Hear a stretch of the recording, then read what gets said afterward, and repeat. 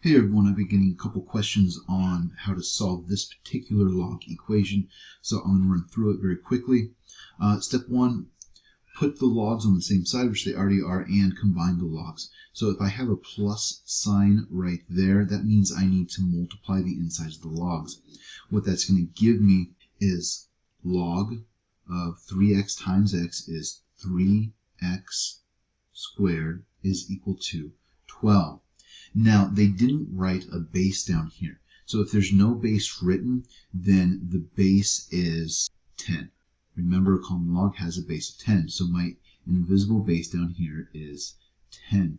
Now, in order to get rid of a log, what I do is I make that equation the exponent of a base that's the same as the base of the log. And so that's where step 2 is, cancel out the logs. And that's what they did up there in the example. So what I do is I say 10 to the power of and 10 to the power of. What that's going to do for me is 10 to the power of log base 10 cancels out, leaving me only with what's inside. As a result, I have 3x squared is equal to 10 to the 12th power. That's literally a 1 with 12 zeros behind it. That's way too big to write down. So I'm just going to leave that as is while I solve for x. What's happening to my x is being multiplied by 3 and it's being squared.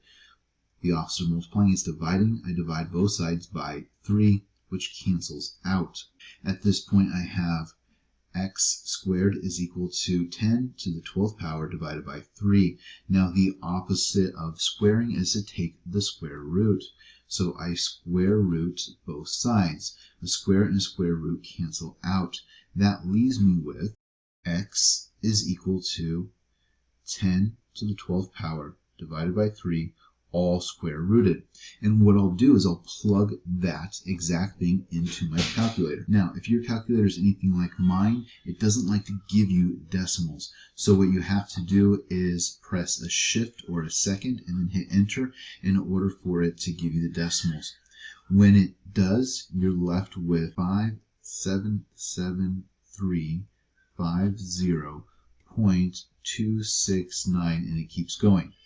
The answer asked us to round to the nearest whole number. When I look at rounding to the nearest whole number, I look at the 0 and I look at the number after it. The number after it is 2. That means I do not have to round up. So my final answer is 577,350. And that's what you put into your answer box. I hope this helps. Let me know if you have any other questions.